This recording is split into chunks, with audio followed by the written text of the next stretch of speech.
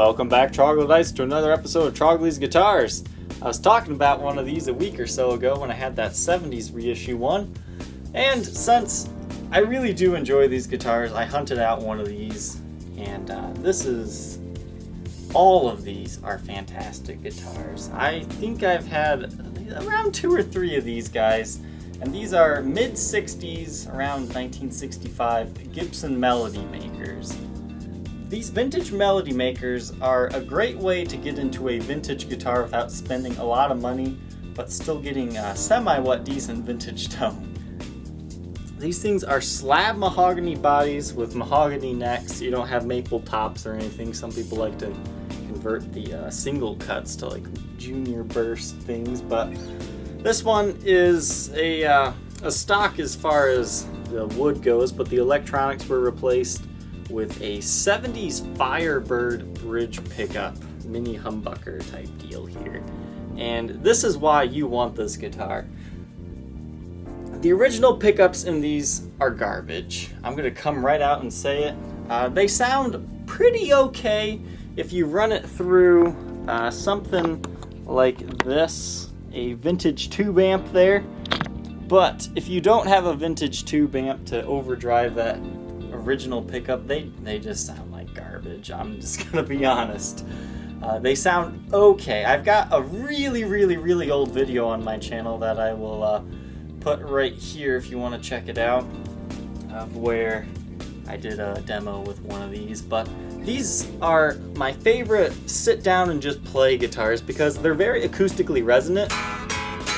Obviously this one's out of tune right now, but we'll tune it up before we play it. So these guitars are very similar in color to the 60s SGs. That's why I kind of like these, because it's a lot cheaper way to get into a kind of an SG shaped body.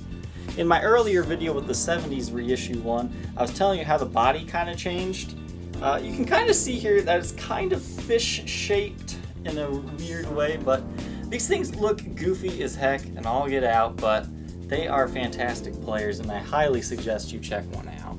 So let's take a look at the condition of this guitar. Face of the headstock is fairly clean. I mean, you do have some residue and tons of finish checking, as you can see there. I mean, this whole guitar is finish checked.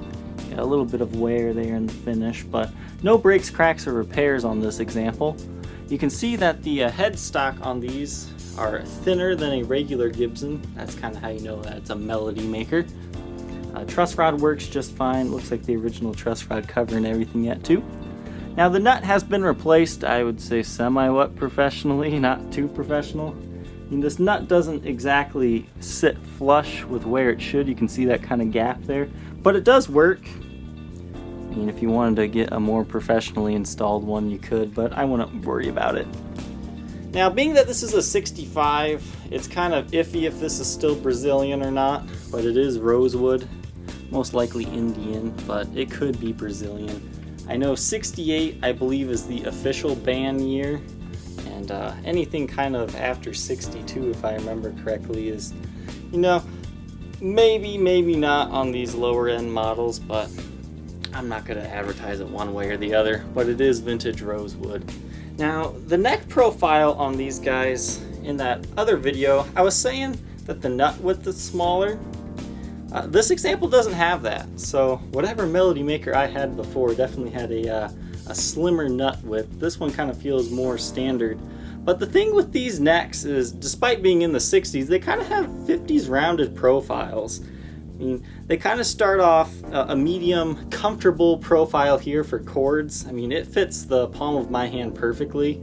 But once you get up here, like the neck fattens up so much, it really gives you a lot to grab onto. That's why I just love the profile of these 65 Melody Makers. They are like the perfect guitar for me. Unfortunately, they're just not super fancy looking. The frets on this guy are in good shape. You do have some, minor divoting wear, but nothing too extreme. A very nice light rosewood color on this one. And the beautiful vintage dot inlays. Now once again, the original pickup was taken out. This is a reproduction pickguard from, I believe, StewMac. They're not original knobs. It's just all replaced everything here. But since this is a 70s Firebird pickup, it sounds awesome. It's very, very, very, very, very, very bright sounding. So what I found is, since this is only a one pickup version, this tone knob comes in handy. If you roll it off all the way, it's a little bit too extreme, but if you get it on like that 1 or 2, you kind of get a really nice neck pickup sound out of this guitar. And if you have it on all the way, it's really bright, but around, 7 to 8, that's really a sweet spot. So despite only being a one pickup guitar, the tone controls really help you dial back that brightness if you want, a deeper tone. And then, of course, with any vintage guitar, definitely work your volume knob here. So instead of your pickup selector switch, you gotta work these two knobs to get all these different sounds. But if you roll off, it cleans it up, it's not as dirty. Keep it full blast, it's a great guitar. If you've never considered one of these oddball things, I highly do recommend them. One thing that's missing on this reproduction pickguard is there used to be a little strip right there that kind of covers the neck tenon that is now slightly exposed there. It would originally say Melody Maker there. You can see that the finish is a slightly different color. That's what it used to be. It's kind of faded to this tomato color. But that's not like a repair or anything. It just used to be covered with the original pickguard. The condition of this guy, definitely well worn. And something about 60s guitars, they have a very certain smell to them. I can't quite describe what it is. It's not bad, it's just old. This guitar has a really, really cool vibe to it. It kind of smells like an old acoustic guitar if you've ever been to Guitar Center and played around with their vintage stuff. But you can see you got lots of nicks and dings along the side. This was somebody's player. These were initially, student models, but now that, true vintage SGs and whatnot are so darn expensive, you can pick one of these up for, around $1,000 or less and get a really cool vintage guitar. There are models out there that have 2 pickups. I've never personally had a vintage 2 pickup, but these 1 pickups are pretty good. Some people like to put P90s in these and call them a poor man's junior. That's always an option. There was no additional routing to this guitar. I believe Seymour Duncan makes a humbucker that will fit in that route if you don't like this Firebird pickup. But I believe this pickup would definitely bring a couple $100 on its own. But you can kind of see just the wood is slightly active. I don't know, these 60s ones, if you remember in that other video, I said they just look more alive. Hopefully this is kind of capturing that essence. But you've got lots of nicks and dings in the front. It's a player's guitar, it's checked everywhere. This thing's beautiful. Back of the headstock, serial number 270079. You have your original Kluson Deluxe tuners. They work okay. A lot of people replace these out for like Grovers for better tuning stability. But they do their job. They're not like super tight or anything, but I wouldn't blame you if you wanted to replace them. Now you do have lots of finish checking on the back of the headstock, but no breaks, cracks, or repairs. It looks like somebody had a strap like tied to the top part here that kind of discolored the finish. You'll see that when we do the blacklight test. But no foul play on this guitar. Got some light nicks and dings, but nothing that really you feel while playing or anything. But the whole entire neck is checked as well.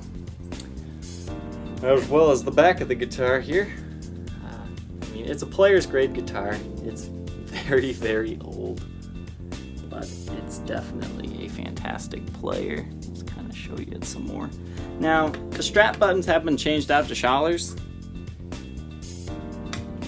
So that is a replaced part, and it does appear that somebody put a strap button right here at one point in time and has left it exposed. That's the first time I've noticed that. I don't know why they did that. Maybe they're trying to get it up like that.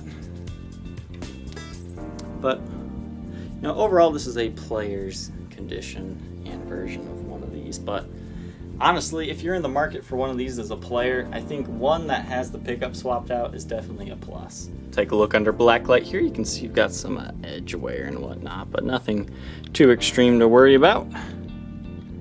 Front of the body, you can see some wear, nicks and dings and scratches. But a lot of these will have giant 3 holes right there where the tremolo unit used to be, but this one was a non-tremmed guitar. Here you can see those knobs are not original to the guitar, or else they'd be glowing just like the guitar it is. And that's used to be covered, that's why it's a different color. Back of the headstock has some clear coat wear, and see that, how it glows slightly different in that area. I've looked really hard to make sure that there wasn't a repair there. What I'm guessing is somebody tied a strap or something that kind of slightly discolored the finish. There is no repair. But here you can kind of see those finish checking lines even better. I mean, it's definitely a really cool aged guitar, that's for sure. No heel breaks or anything to disclose here either. But overall, I mean, this really does have a cool vintage vibe to it. It definitely looks the part.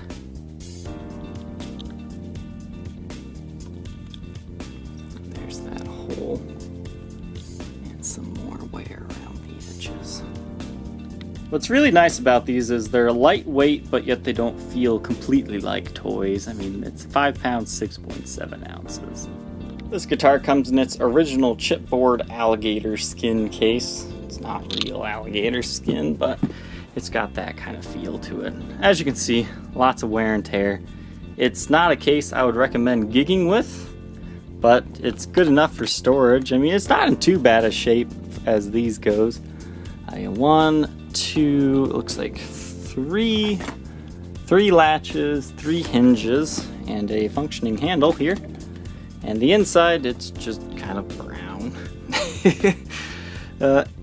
It's good enough to protect it during shipping and to house it while you're at home. But I mean, if you're really going to gig this guitar, I would suggest getting something better.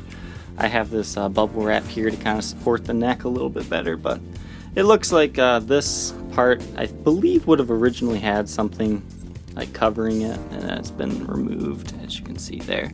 But it's the original case. It does its job.